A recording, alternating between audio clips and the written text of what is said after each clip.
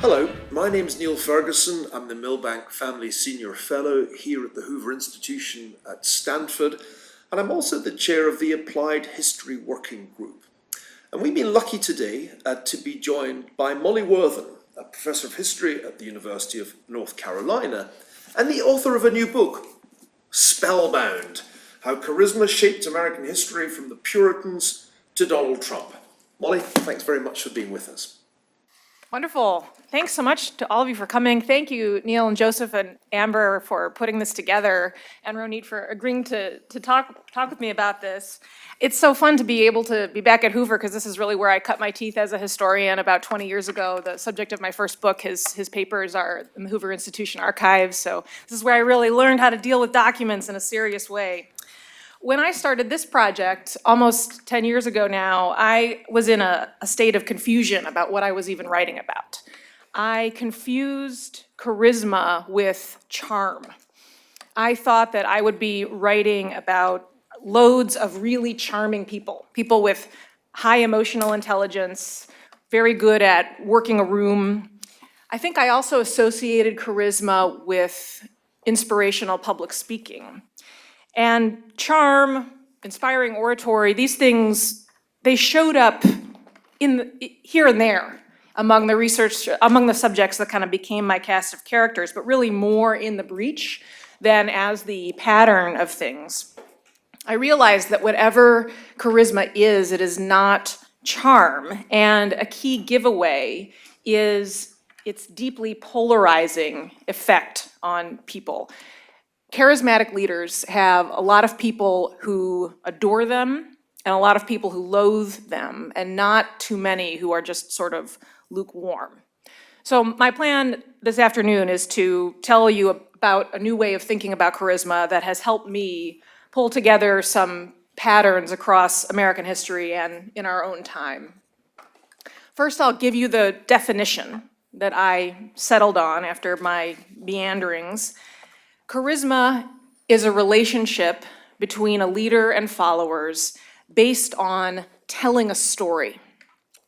A charismatic leader invites followers into a compelling narrative that somehow does a better job of making sense of their lives than whatever stories they were using before. But if you are on the outside of that story, you are totally baffled. You really do not get it.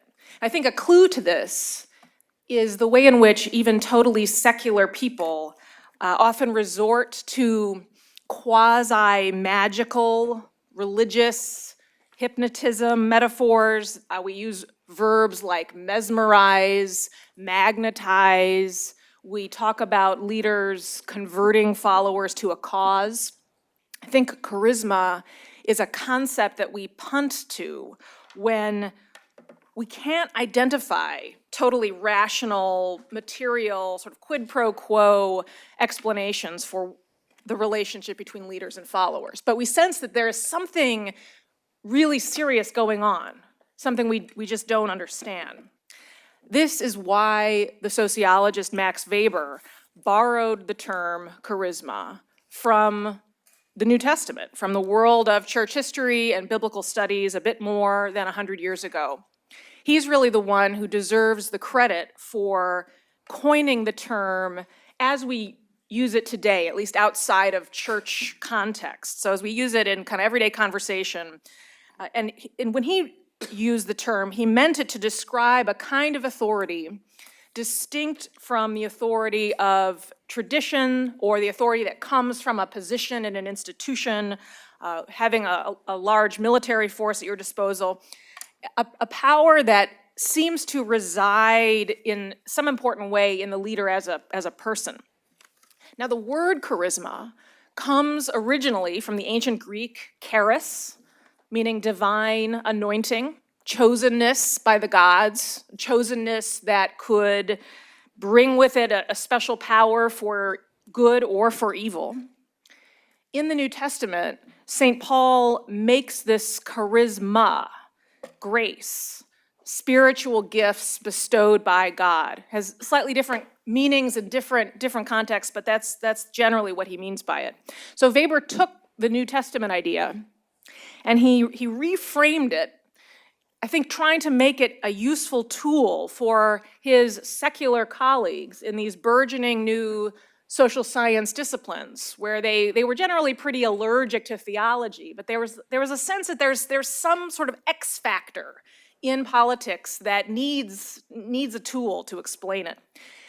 To me, though, the phenomenon that Weber and the secular observers after him have tried to name is really not all that far from the supernatural thing that Paul named in the New Testament. I think in both the religious and the secular sense, charisma centers on a human desire to touch otherworldly power and to seek a place in a big transcendent narrative that lends meaning to our lives, that gives us a sense of control over chaos. And whether you find a charismatic leader compelling or revolting depends on whether he or she is offering you an attractive part in this story he's telling. Now, I want to add a caveat. When I call a leader's message a story, I am not saying that it's necessarily fiction. I think we tend to equate storytelling with making stuff up, but that's a mistake. Humans are storytelling, story-seeking creatures. This is just how we organize information about the world. The difference between a charismatic leader who is an agent of moral progress and one who is not has everything to do with whether they offer a story that is grounded in reality. There absolutely are charismatic leaders who are fabulists, who pull back the veil on a pseudo-reality. But charisma, in and of itself, I think, is morally neutral. I think this way of approaching charismatic leadership, thinking of it as transcendent storytelling, might help with a problem that scholars and journalists who study religion have been dealing with for a few decades now.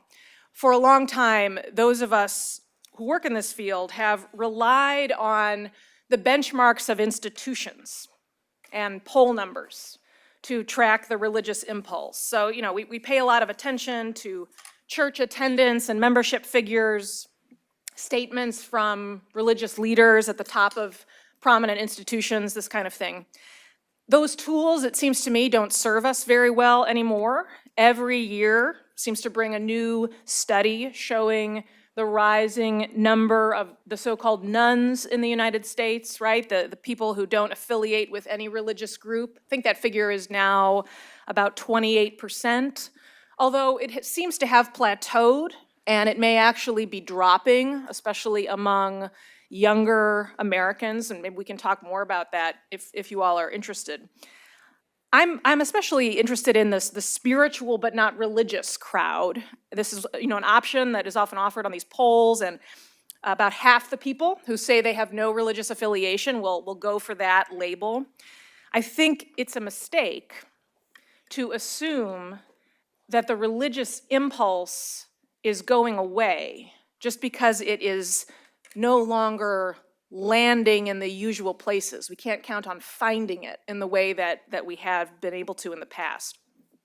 The question then is, where should we look? And I think one place it's interesting to look is in the relationship between some leaders and their followers. So my book starts in the aftermath of the Protestant Reformation. It covers about 4 centuries of history. Today, I thought I would focus on the later part of the book that's immediately connected to our current political moment. I want to tell you about a kind of charismatic appeal that has developed over the past few decades that I think seems to have real power now, and think about how bringing the history of religion and the history of politics together can really help us understand what's going on. So let me start with the basic question of authority and trust, and how Americans develop a narrative of what's going on in the world. Because that's going to be the broad context for any leader who comes in with a new story to tell. It's become a cliche to observe that Americans have a low opinion of institutions. I won't snow you with familiar poll data. I'll just mention one that I think is really striking, right? So 1958 was the first year that the National Election Study asked Americans, do you trust the federal government to do the right thing all or most of the time?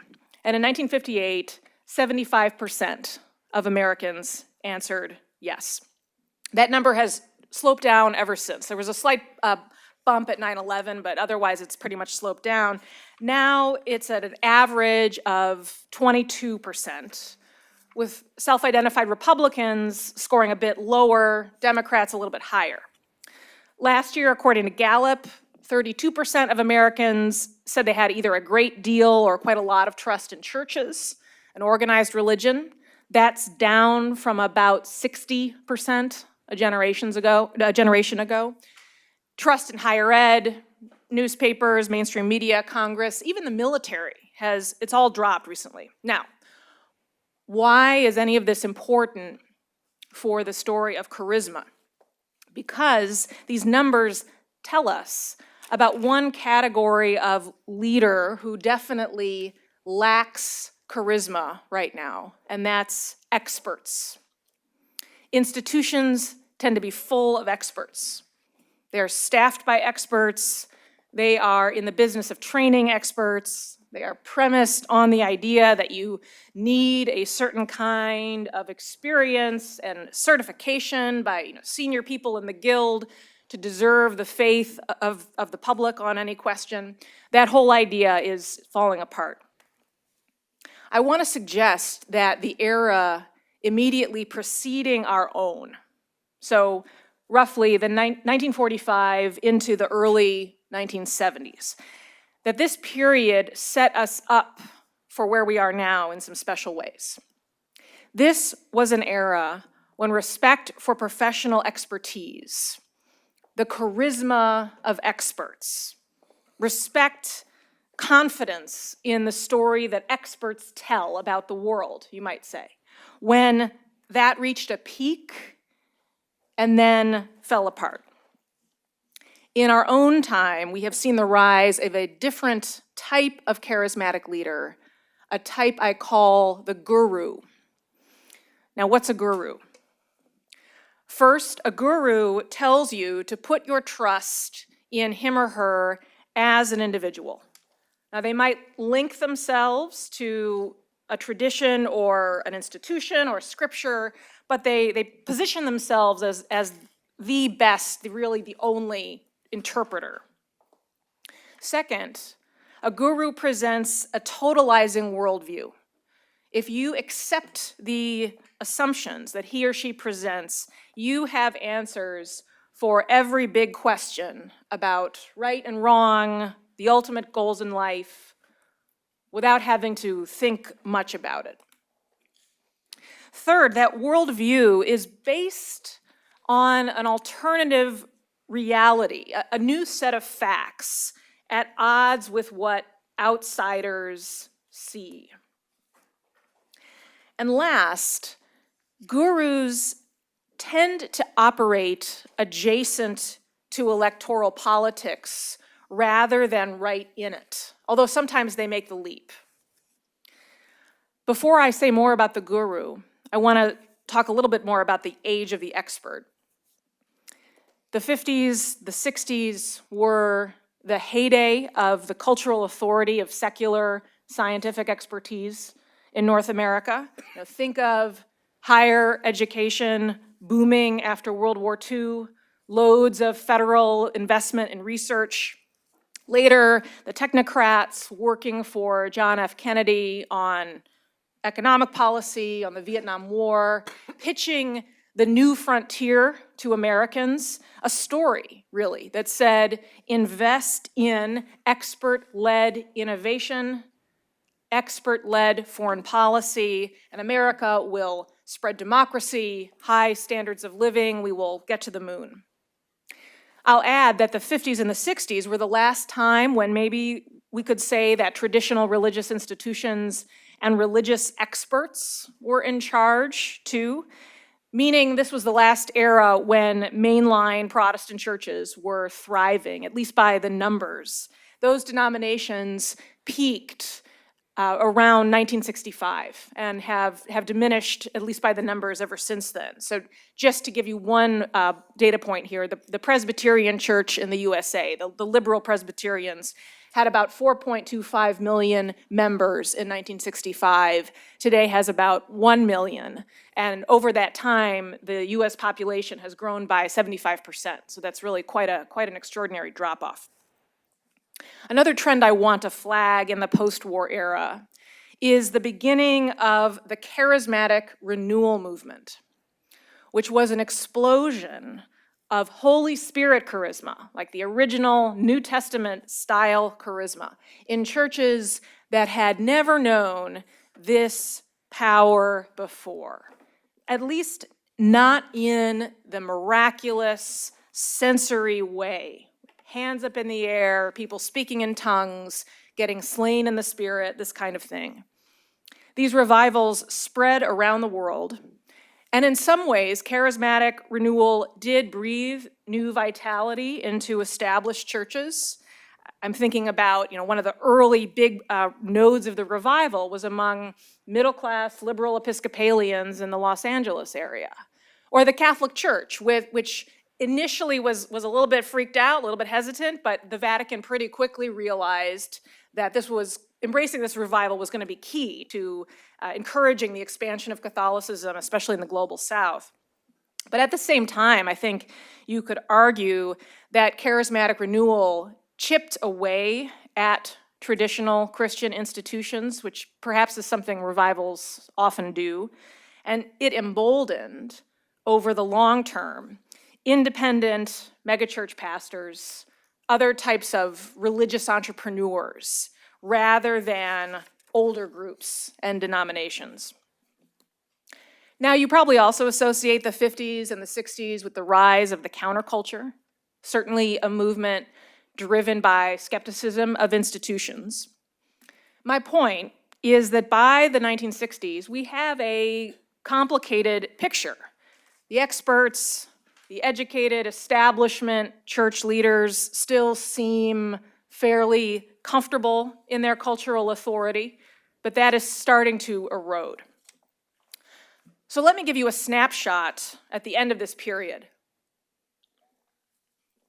This was a moment in my research when I really saw the value of putting the narrative of mainstream political history alongside the history of the strange supernatural stuff that scholars usually sort of keep cordoned off. So let's zoom in on one place in time, 1970, Southern California, specifically UCLA. Picture Angela Davis striding across campus. She's 26, she's a proud member of the Communist Party. She's just coming off a stint in Germany doing graduate work in Marxist philosophy, and she's come back to the States mainly to get involved with the Black Panthers. UCLA hired her to teach a few classes on the side while she does this activism and finishes her dissertation. She likes to teach in a miniskirt.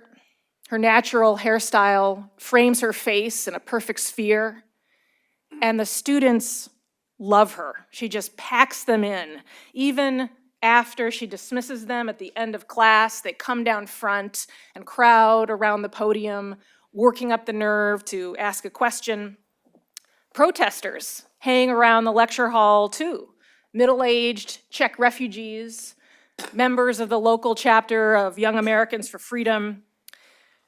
Ronald Reagan is governor at this time, so he's on the UC Board of Regents ex officio, and they are trying to get Davis fired, or at least deny students credit for her classes. There are death threats. Davis has to get a bodyguard. Now, what is the story that Angela Davis is telling? Well, from one angle, it's the Marxist arc of history, the coming class war. But Davis is also pitching legions of students on a story about institutions and how they have failed on everything from Vietnam to civil rights. She has burrowed as many of them have, into the heart of the ivory tower as a PhD student, and she is using academia's own platforms to declare the whole system illegitimate. Now, just a short walk away from the UCLA classrooms where Davis is teaching, you'd find a very different scene in an old frat house. The frat boys are gone.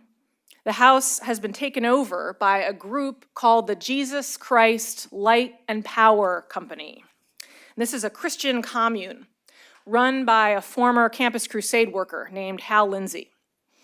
When reporters find him, he's usually in a tank top and jeans and leather boots, and he's talking to college kids in his Texas drawl about the rapture and the coming of the Antichrist. It's 1970, right? So he has just published his famous mega best-selling book, The Late Great Planet Earth, all about the coming apocalypse. This frat house is an outpost of the Jesus People movement, which was a mix of disillusioned hippies, middle-class kids fleeing their parents' churches. So it's a movement that grew out of institutions, but it loathes those institutions. Here's Lindsay talking to a reporter. He says, "These kids hate impersonalness, bigness, irrelevance, materialism." And I've just given you a description of the average institutional church. Now, I'm not saying that the new left student activists and the kids listening to Hal Lindsey are one unified movement. But I am saying that the Jesus People seeking the Holy Spirit and the charismatic relationship that Davis has with her followers are on a continuum. They are related responses to the same cultural situation. They reflect a shared sense of being fed up with the cosmos, a desire for a new eschatology, really, a promise of ultimate rectification of injustice. There's a way in which it's these young people, shaped by working inside institutions but feeling betrayed by them, who help tear down the authority of universities, the authority of the mainline churches. I think it makes sense that the late 60s and 70s were also an age of new religious movements, ranging from the infamous and scary ones like Jim Jones' People's Temple to cases that were sometimes benign but sometimes abusive, like the evangelical charismatic Children of Love or Scientology. We also have at this time a profusion of religious communities coming out of East and South Asia, which could sometimes turn authoritarian, but also appealed to Americans who were looking to break away from traditional spiritual authority. I'm thinking of the Maharishi Mahesh Yogi and Transcendental Meditation, the Guru Maharaji, who was just 13 years old when he came to the US and started inspiring disaffected student radicals to kind of quit their lives and move into ashrams. Now, these movements, they varied tremendously in theology and practice, but they all orbited around a guru, a charismatic leader who could look at you and make you feel seen, make you feel that all your problems that you thought you were carrying by yourself are real and serious. And they're not random. They are part of a bigger narrative, which you too can see if you come along and come learn how the world really works.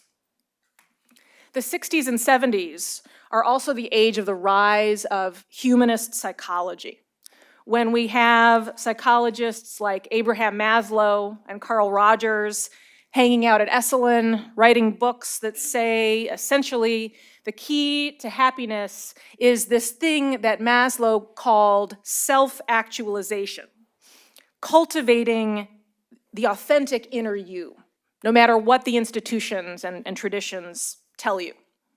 Humanist psychology promises essentially that you can be your own Messiah.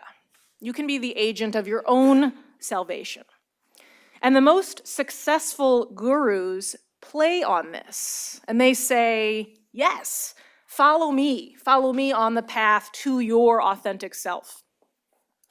By the time we're in the 1970s, the decline of mainline church membership and attendance is undeniable.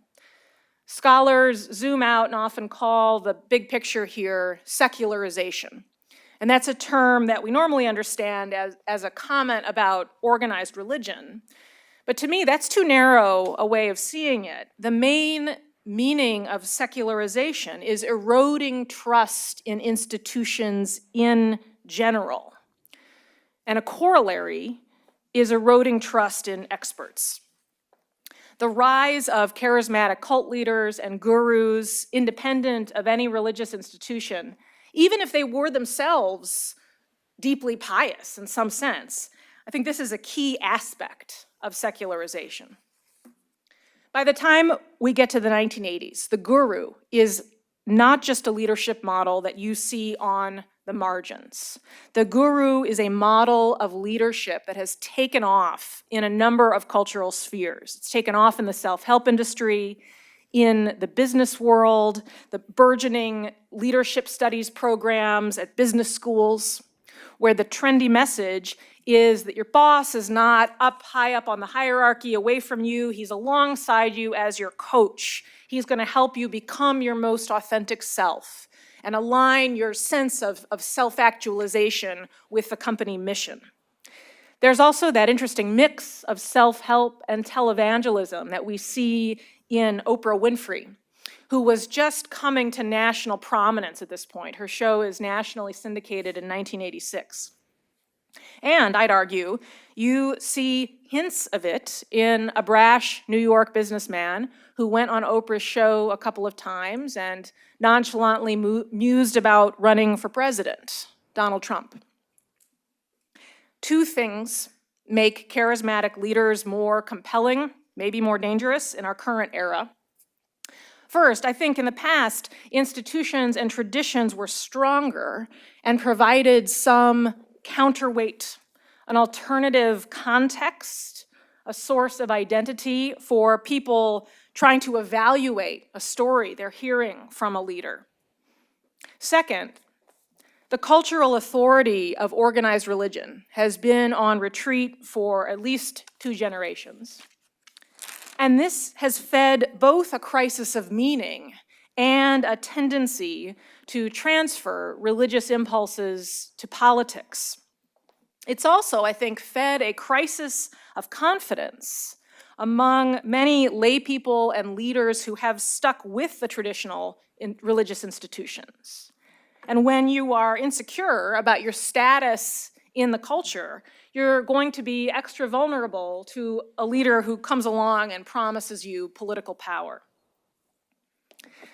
I think the history of charismatic leaders in this country and their influence now only becomes legible if we ask theological questions. What is the transcendent narrative a leader is offering? How has he turned the feeling of tribe into the feeling of a pure, holy remnant?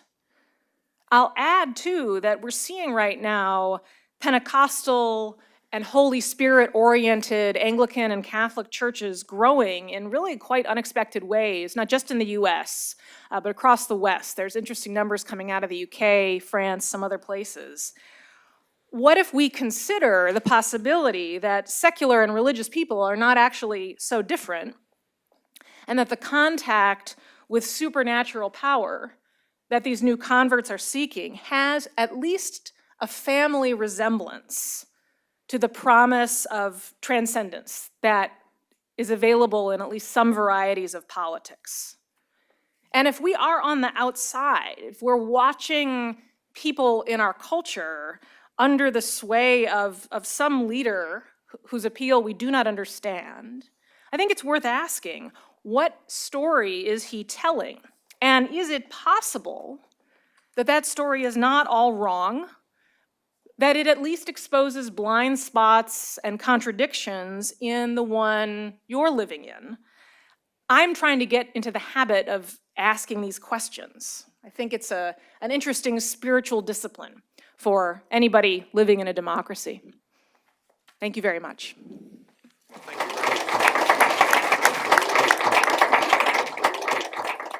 Thanks very much indeed, Molly. Let's now go straight to Ronit for some commentary, and then we'll open it up to general discussion. Ronit. All right, thank you.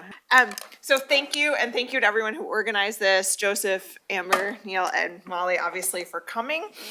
As I mentioned earlier to Molly, it's always fun to get an invitation to comment on a book that you've been meaning to read, because then it makes you read it. So, and then it happened that I received the book and, opened it and began preparing for this.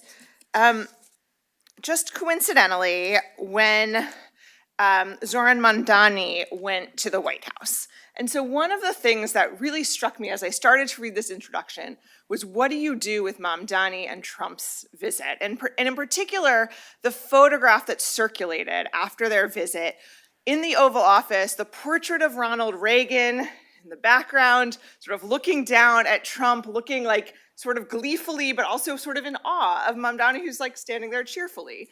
And trying to think, therefore, as I read this book, well, if I buy the setup, which I do, that sets Trump in this era as one of the exemplars of this guru moment, what do you do with Mamdani, who also seems maybe to be a charismatic leader?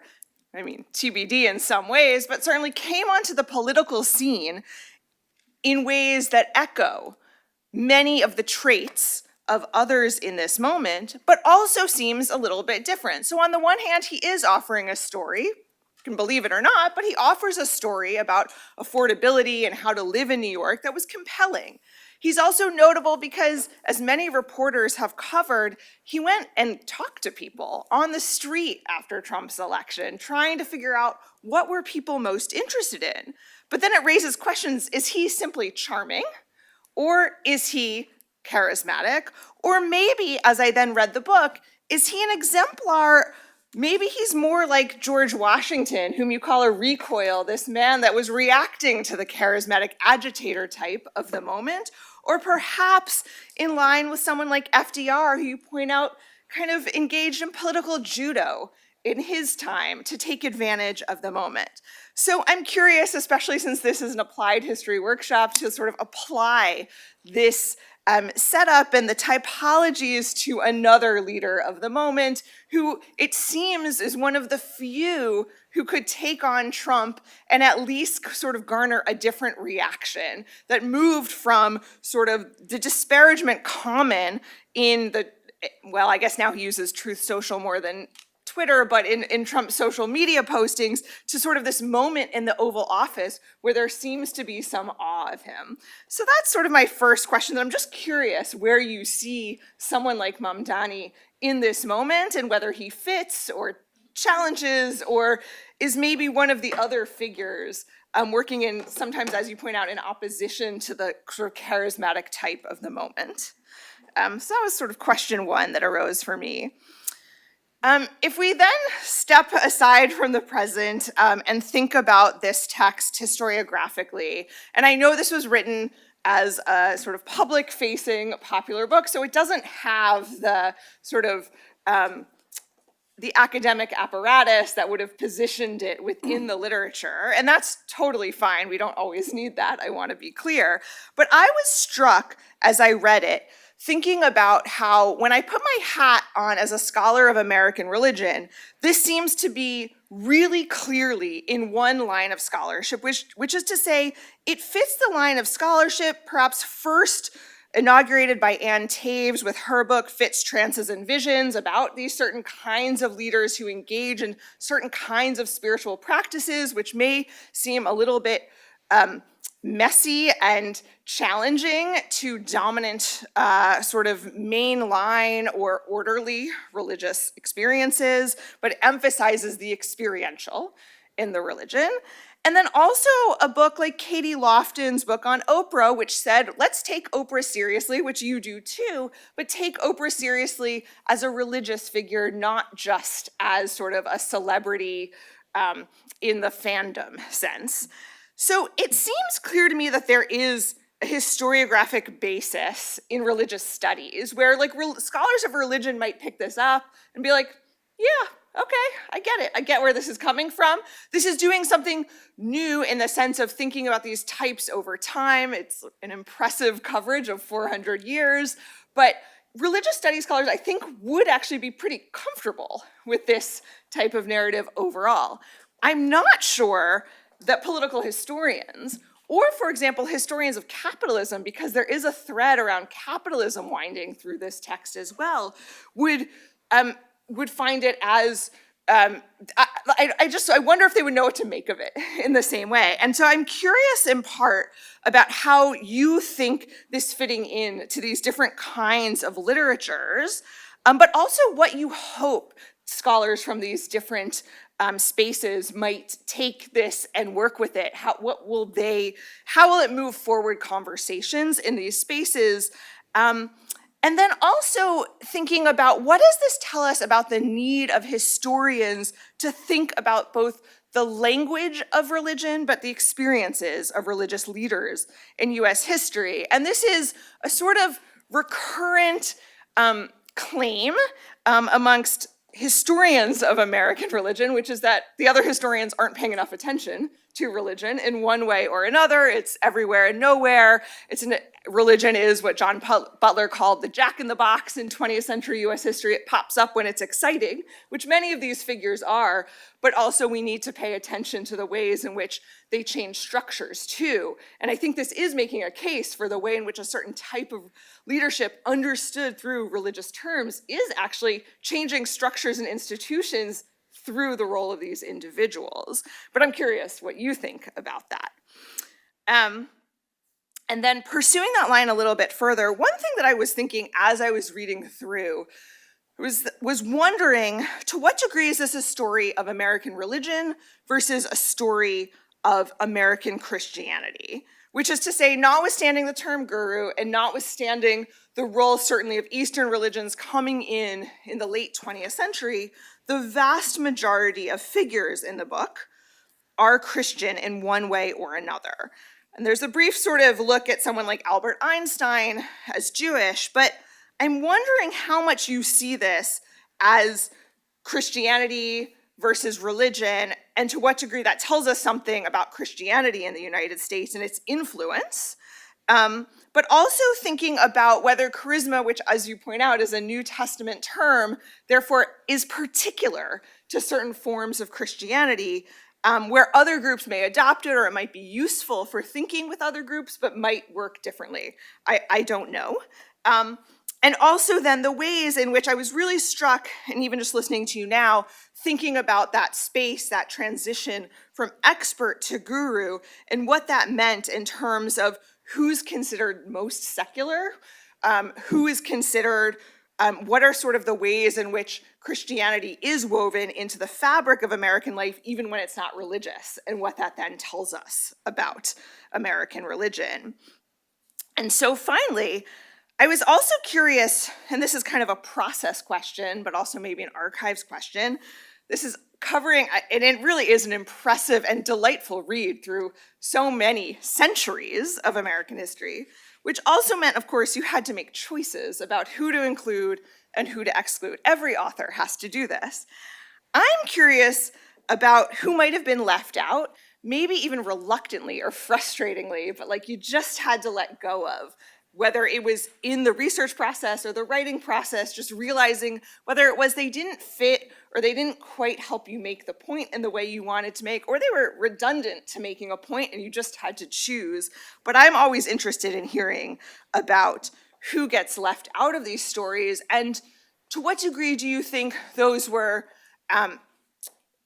might change the story? If someone else came along and came up with a different set of charismatic leaders, would there be an orthogonal story, a different, just a sort of slightly different shaped story? Would the geography of it change? You've mentioned again, this is a U.S. story, but it also the role of charismatic religion is certainly growing, not just in the United States, but around the world. So what happens if we perhaps expanded this globally? What might shift in this story? So another way of saying that is, what's particularly American about this story? And what about charismatic leadership seems to work across many spaces? And with that, and 5 seconds according to my timer, I will stop.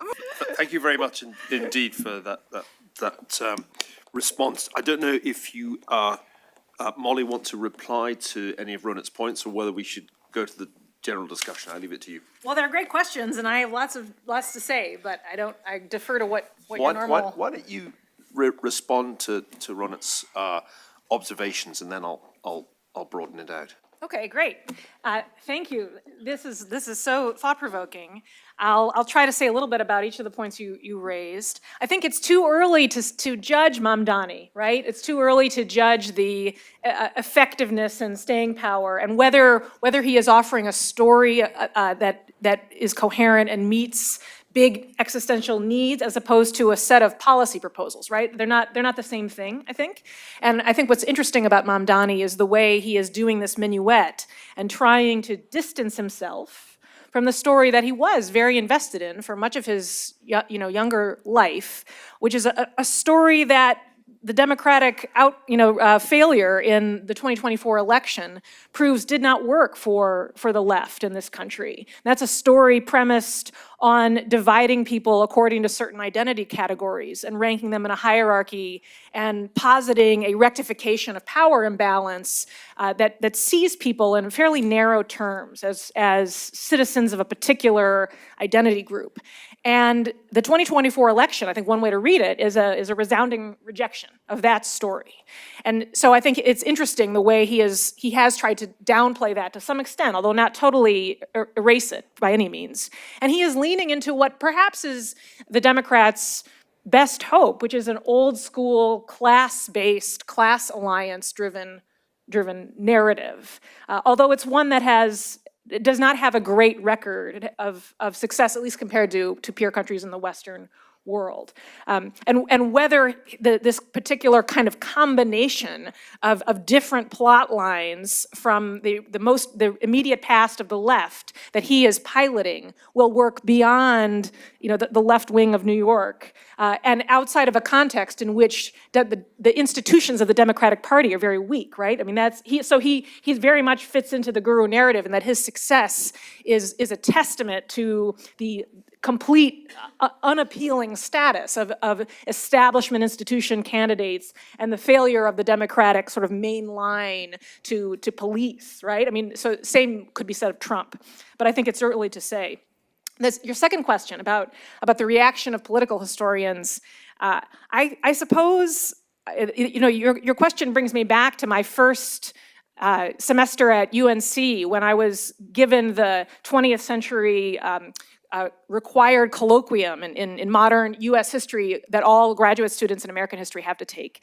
And I quickly had to read all the big books in kind of mainstream political history because I realized that my own training was actually a sort of DIY old-fashioned church history degree. It wasn't really, I'm just a sort of a fake Americanist. But what I realized is that every scholar in the humanities, I think, certainly every historian, has to have an anthropology. You have to have a theory of what humans are like. And I think often we're not encouraged to be self-aware and reflective about this, but it's always there. And in reading the sort of fashionable history in political history and the history of capitalism, what I encountered then, and I think this is still true, is a sort of soft, inchoate Marxian anthropology that reads humans as fundamentally materialist and motivated by materialist things, seeking power. There's a sort of vague penumbra of Foucault that has kind of settled on the humanities since the 1980s, and I think that's not as true in history as it is in some of the other fields, but it's there. And so to the extent that historians in these lanes pay attention to religion, they usually see it as a veneer that you have to chip through to get to what's really going on, to get to, you know, the racial prejudice or the, you know, the thirst for power in one form or another. So I think there would be, and I'm speculating, I haven't sort of gotten a lot of this feedback directly, I think there would be just a skepticism of my theory of what humans are like in this book.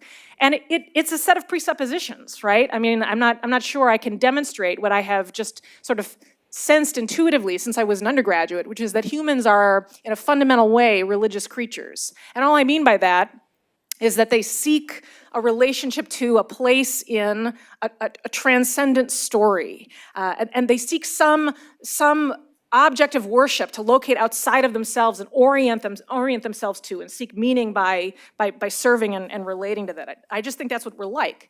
I think that is true. I would be willing to support that as an observation about our species. I do think the book I've written is a very peculiarly American book. And this, here I can maybe combine the last two questions because I think they're actually related. It is a post-Reformation book.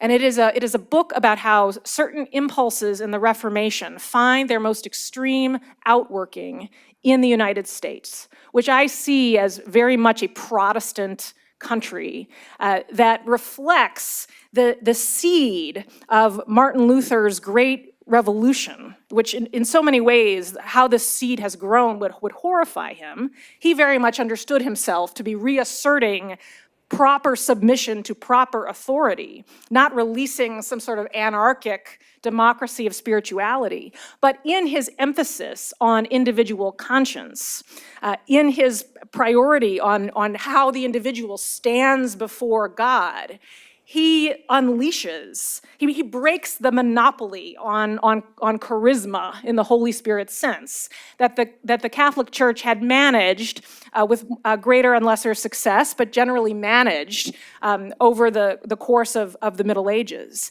And that seed, I think, finds its true efflorescence in the American context. In most explicitly, in particular corners of American Christianity, sure, in the Pentecostals, in the highly centrifugal, evangelical churches. But I think generally there is no escaping the Protestant hangover and the Protestant saturation, regardless of what a person's metaphysics might be. If you reside in this country, I think the Protestant assumptions about what counts as legitimate religion, the emphasis on sincerity, the very idea that you can have a private religious experience and that this is the thing that needs protecting and it's reasonable to cordon off what people do in the public sphere. This is a Protestant definition of what religion is. So I think it has seeped into the culture. I think it has kind of, and then there are things that going on in the book that I think are sort of just pagan. The through line of what historians often call new thought, that shows up specifically when I write about the spiritualists, but it's the bedrock of the prosperity gospel that is so important for understanding Donald Trump, that really sees the world as an invisible landscape of energy that can be manipulated to serve your ends. If you can will, you can pray the reality you seek into existence. That's not exactly Christian. There are versions of that show up and meld with all religious traditions, but it is one of the main and most powerful theological traditions in the U.S., and I think it's core to understanding the bridge between New Testament charisma and Weberian charisma. Thanks, Molly. Well, we're now going to open up to discussion, and I've just demonstrated the best way to attract my attention, which is to turn your name card on its side. A couple of people have already done that. I've been given a batting order here by Joseph, so Luke Nichter is first, and then Barry is second, and then Friedrich is next. So Luke.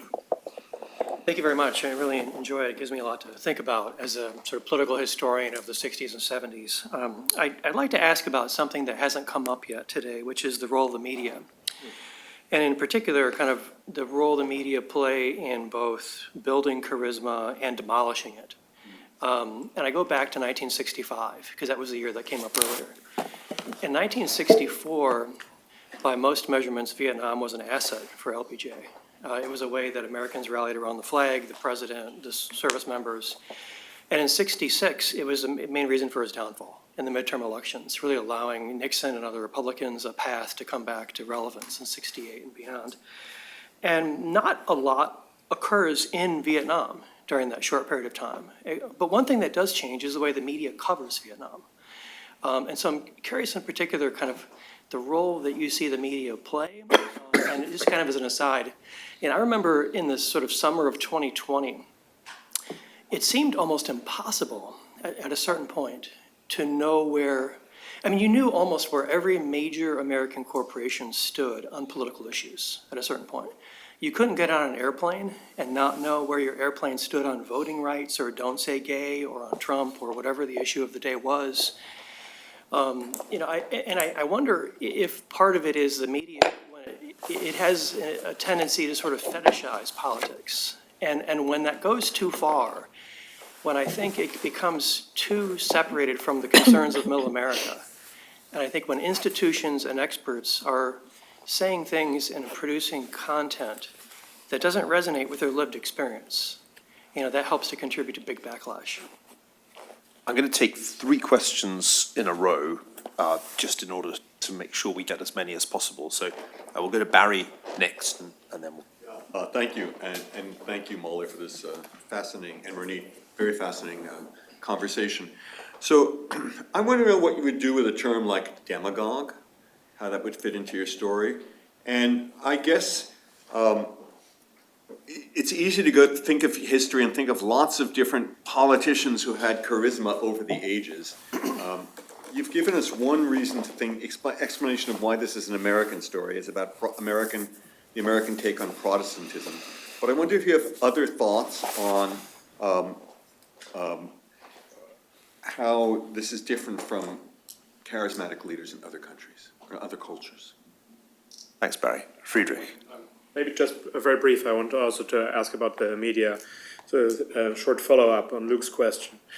You focus on the story and the narrative is at the center of your account of charisma, but if you put the media at the center of that account and you look at the transformation, the dominant media from print to television or radio, print, television to social media, how does that affect your story?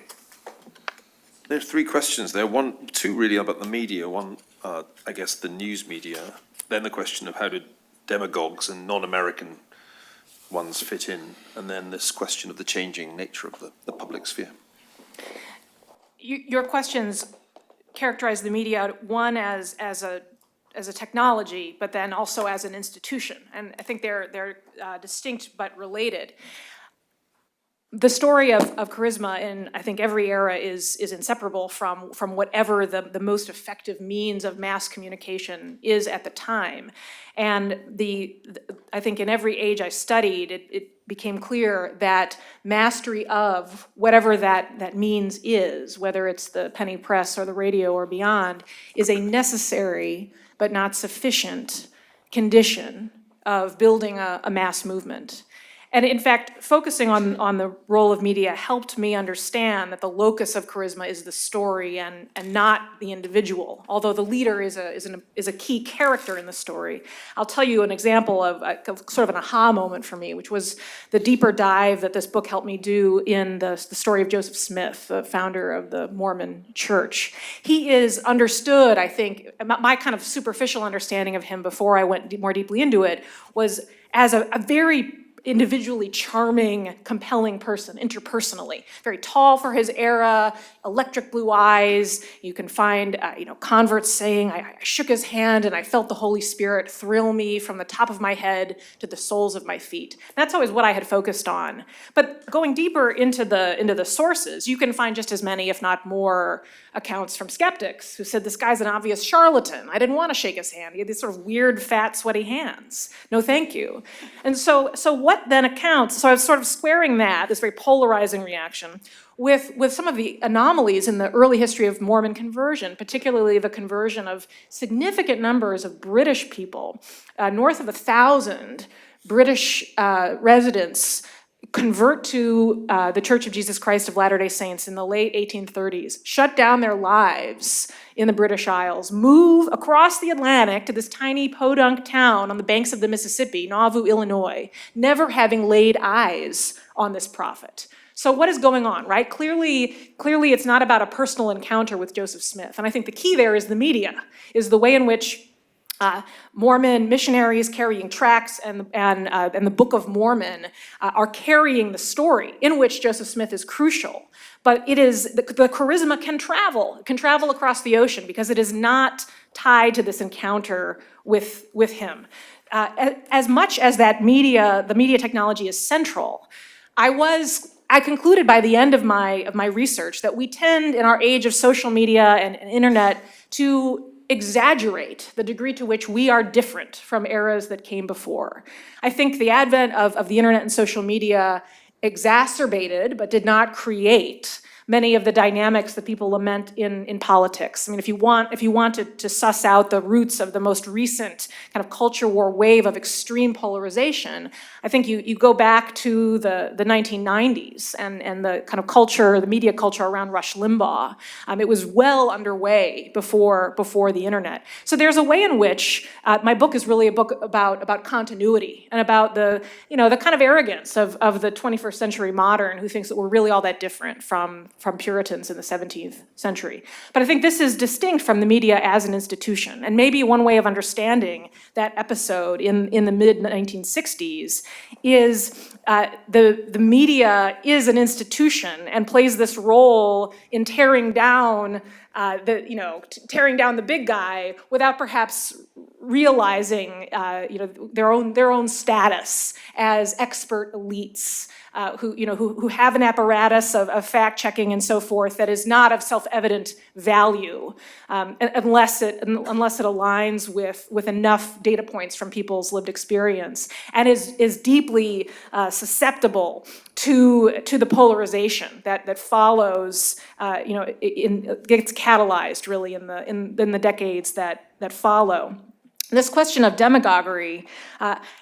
As a word, I mean, it came up most prominently in my work on the 1920s and the 1930s, which left me thinking, as I saw it slung about as an insult on, by every party against everybody, that one person's demagogue is another person's charismatic hero. So on that level, I think it is you see FDR's own speechwriters saying this guy, we've had faith in him as the voice of reason, and yet here he is, leaning into this populist firebrand stuff. What is going on, right? But I do think there's a way in which, to the extent that when we say demagogue, we mean an outsider who is whipping up people without access to institutional power against institutional elites. There is perhaps a way in which that kind of political maneuver has more resonance, and maybe more broadly, this kind of anti-institutional charismatic actor that I'm tracking, who is usually anti-institutional, or that not always, has more resonance in the American context because of this country's legacy of suspicion of centralized power and suspicion of institutions, and the way in which between the disproportionate intellectual roots of the country in free dissenting church immigrants, with the revolutions lopping off of a substantial part of our Anglo political heritage, right? The Tory part of the heritage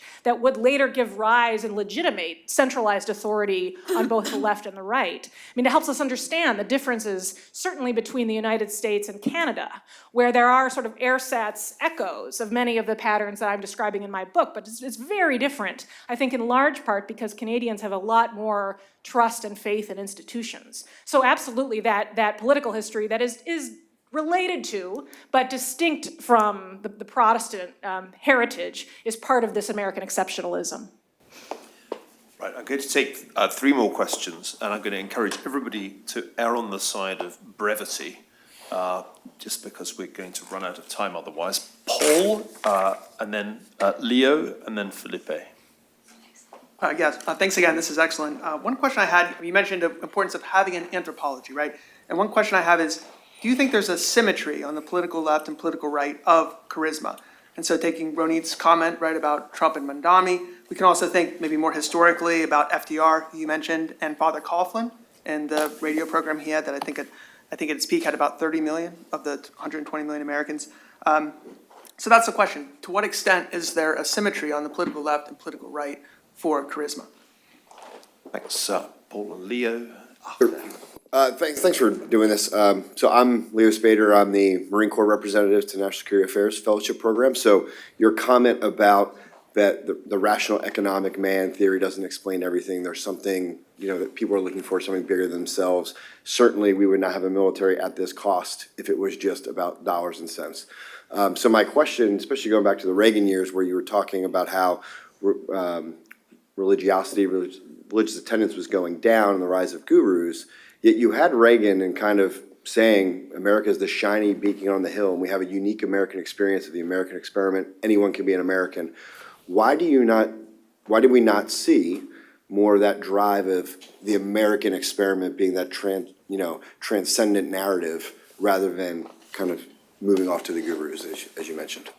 Today or in the 1980s? In the 80s, we can talk about today as well, but really, I think there's a better example of Reagan as a clear moral leader of the U.S. versus communism. I think it's a cleaner question than today.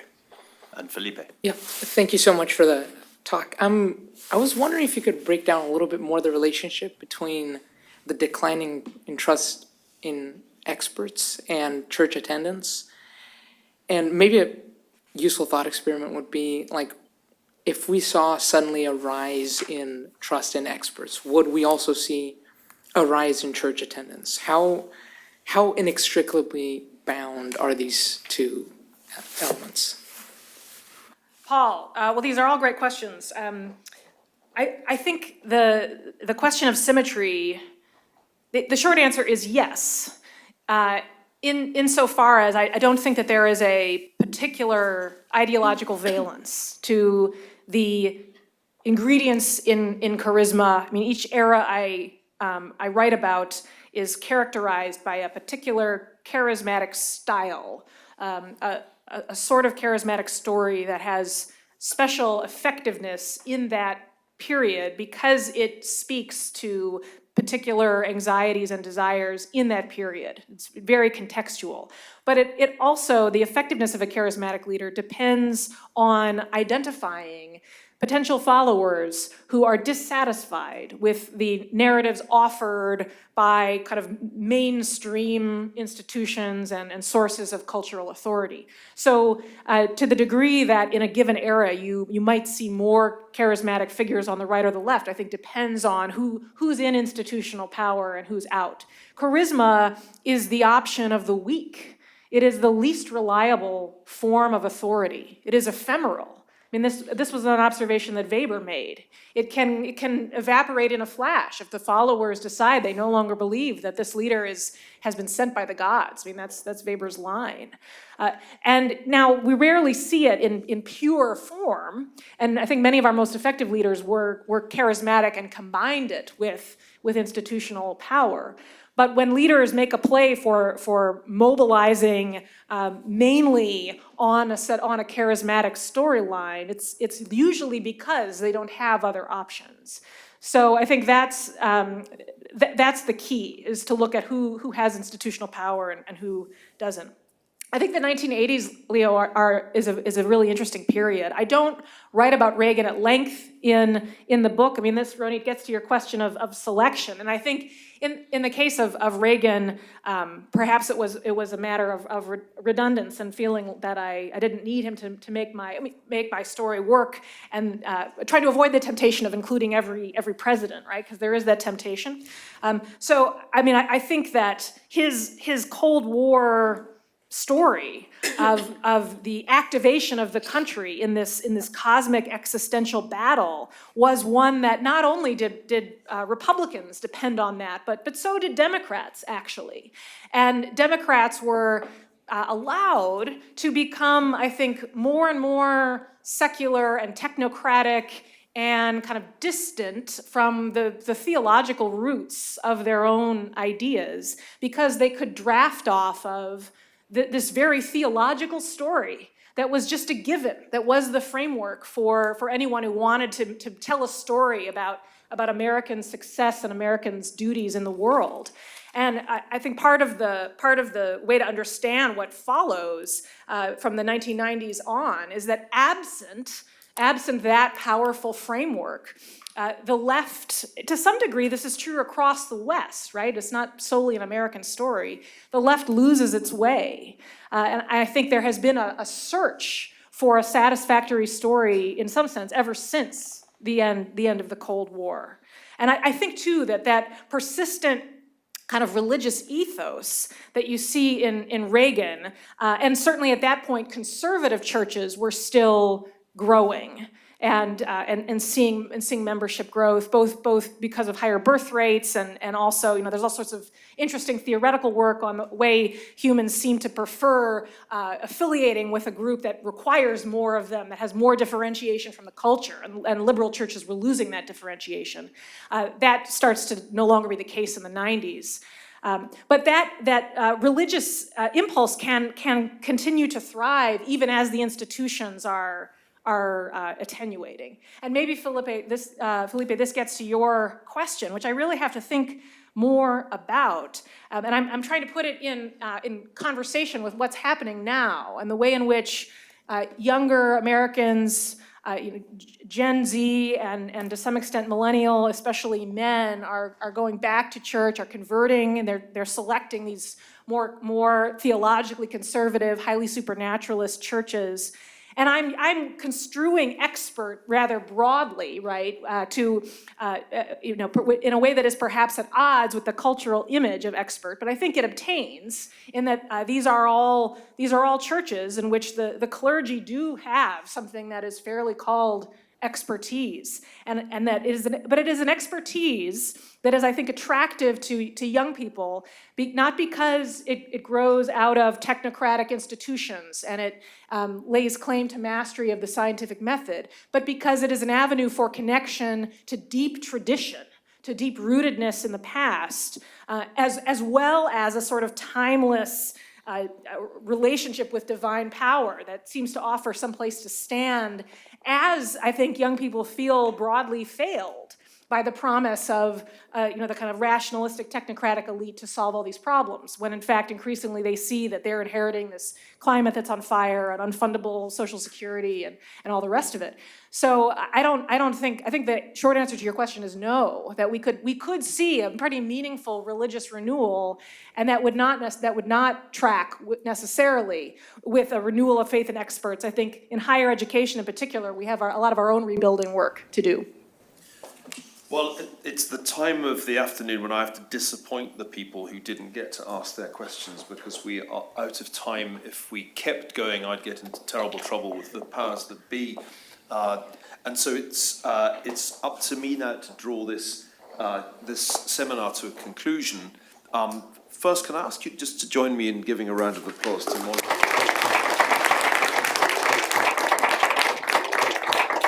Let me now announce what lies ahead in the new year. On February the 12th, we'll be having our annual symposium, which will be on America and the world at 250. And then on March the 11th, our next seminar will be on a total defense, another New Deal related seminar, this time on Andrew Preston's new book, and I look forward to welcoming you to that. This gave me an enormous amount to think about as a historian of Germany originally, and it was remarkable, maybe Barry was hinting at it, that we never really got into Hitler or German charismatic leadership, which, if nothing else, explains, I think, quite well why all European leaders today are notable for their total lack of charisma. And I think that's not accidental. But this has been a fascinating discussion. It only remains for me to thank you for watching this broadcast from the Hoover Applied History Working Group with Molly Worthen. the author of Spellbound, How Charisma Shaped American History, from the Puritans to Donald Trump. And it's available, as they say, in all good bookstores. Thank you very much, Molly. Thanks a lot.